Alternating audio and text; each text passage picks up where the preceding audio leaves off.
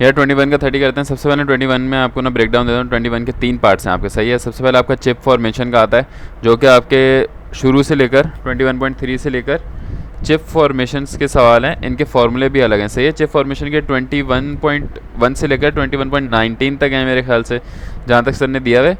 Chip formation के बाद second part आपका शुरू होता है power and energy in machining, सही है। वो आपका चलता है 21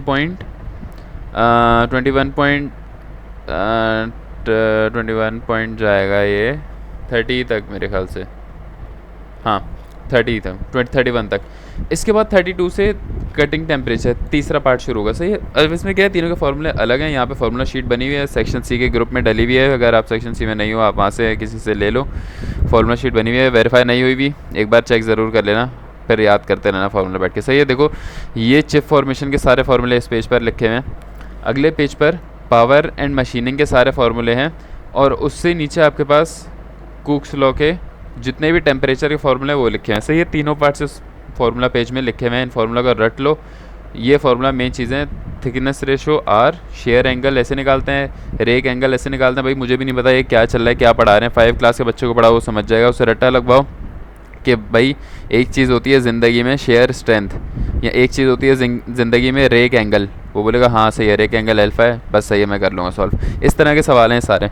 मुझे भी नहीं पता ये क्या है, गामा क्या होता है, शेयर स्ट्रेंथ, गामा कहाँ से आ गया, ये सीन है। तो ये फार्मूले रट्टे मारो, कुछ भी नहीं है।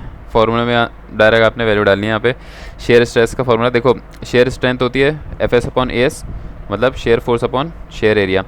शेयर फोर्स का फार्मूला ये रहा, शेयर एरिया का फार्मूला ये रहा। टी नॉट क्या है, फीड है। अच्छा, वहाँ पर हम फीड को F से रिप्रेजेंट करते थे, यहाँ से T से रिप्रेजेंट करेंगे, सही है। क्योंकि टर्निंग और फेसिंग ये दो चीज़ें हैं यहाँ, जहाँ पर आपका फीड और डेप्थ की वैल्यू नोटेशन चेंज हो जाती हैं। टी नॉट ये W हो जाएगा, वहाँ पर D, और डेप्थ क्या होता है, D होता है, फीड आपका F होता है, सही है। नोटेशन चेंज होगी, इस तरह कुछ सीन है। थ्रस्ट और फीड फोर्स एक ही चीज़ है। फीड फोर्स बोला है FT निकालोगे, थ्रस्ट बोला है FT निकालोगे, सही है। ये आ गया फॉर्मूला आपके थिकनेस विकनेस। और इसके देख लेते हैं पावर एंड मशीनिंग, क्योंकि अभी हम करने वाले हैं डायरेक्ट।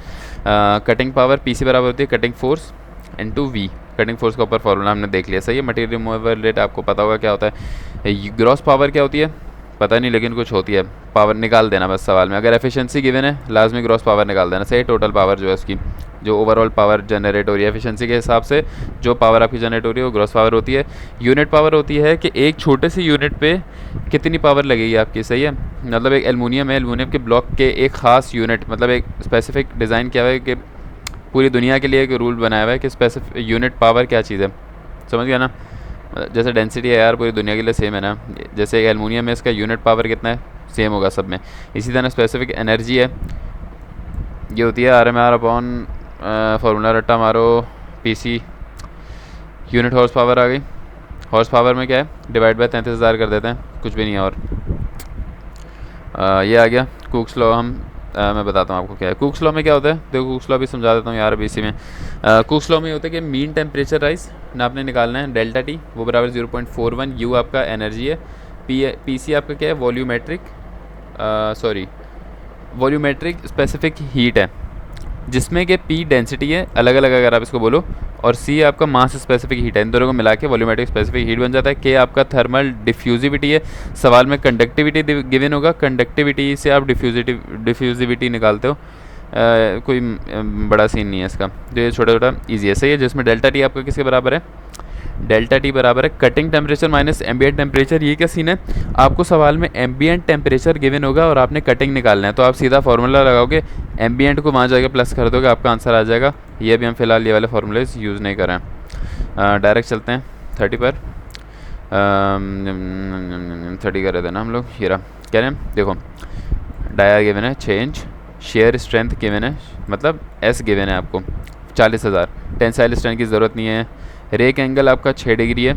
कटिंग स्पीड मतलब V गिवन है आपको, और फीड का F गिवन है, डेप्थ का D गिवन है, या आप डेप्थ को फीड को आप T0 से रिप्रेजेंट कर रहे हो, डेप्थ को W से रिप्रेजेंट कर लो, इजी सीन है। The chip thickness after the cut is 0.25। अच्छा, after the cut and before the cut क्या है, फीड और थिकनेस बिफोर द कट एक ही चीज़ है, सही है। और R का जो रेशो है थिकनेस रेशो का फॉर्मूला क्या है, t naught upon t c, before the cut after the cut. सही है, आपको बिफोर आफ्टर दोनों गिवन है, आप आर निकाल लोगे, आप आर निकाल लोगे, इजी आर निकालोगे। क्या मांगा हुआ है, horse power, unit horse power, और यूनिट हॉर्स पावर आपने बतानी है, एक तो नॉर्मल यूनिट हॉर्स पावर बतानी है, दूसरी यूनिट हॉर्स पावर बतानी है आपने टेबल के लिहाज से जो टेबल में गिवन है। पहले हम नॉर्मली इसको सॉल्व करते हैं, बाद में वो लंबी देखेंगे जो भी हो रही है इसके अंदर। आर निकाल लिया, फाई का फार्मूला लगाया, फाई आ गया। ये कौन सा एंगल है आपके पास, ये रहा फार्मूला, या मैंने खुला फार्मूला याद कर लो यार, बहुत आसान है। फिर बीटा का एक फार्मूला होता है, बीटा के फार्मूले सीधा सीधा यार, ये कॉमन है, पहले आर निकालोगे फिर ये निकालोगे फिर बीटा, सब सवालों में यही हो रहा है।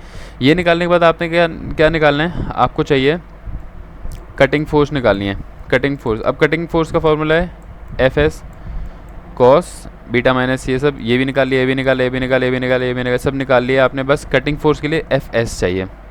शेयर फोर्स, अब शेयर फोर्स कैसे निकलेगी, शेयर फोर्स बराबर होती है shear strength multiply by share area. Strength तो हमें गिवन है 40,000, एरिया हमें नहीं गिवन, एरिया हम निकाल लेंगे।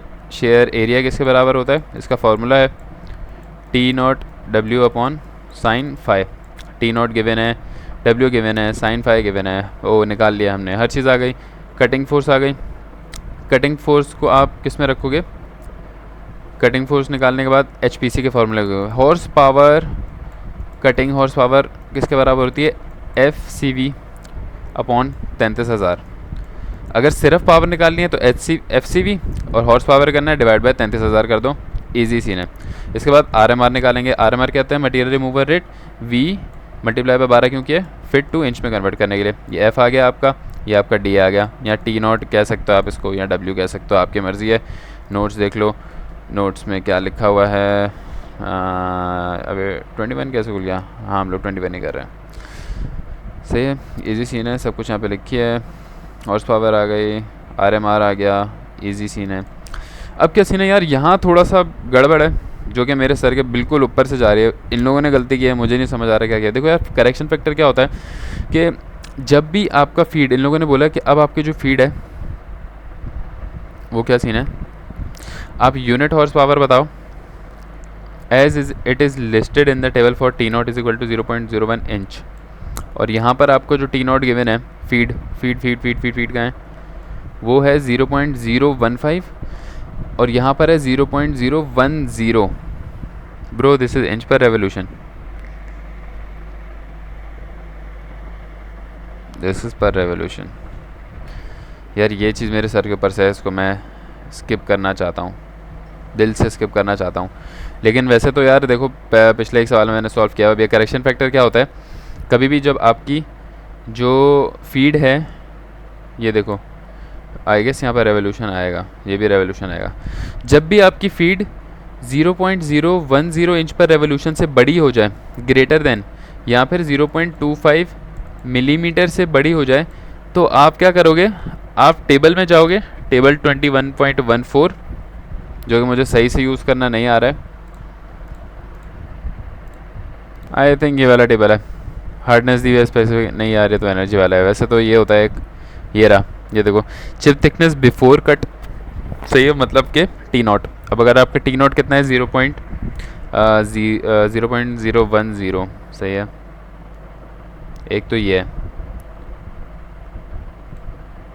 आपका कितना आ रहा है सवाल में, कितना गिवन है मैं देखता हूँ यहाँ पे सवाल में। ये तो बेसिक है ना, ये तो न्यूट्रल है, ये तो होता ही है। इससे बड़ा अगर हुआ तो बड़ा कितना है 0.015, तो हमारा करेक्शन फैक्टर कितना आना चाहिए इस पर, 0.015 पर हमारा करेक्शन फैक्टर देखो कितना है, 0.85 आ रहा है, सही है।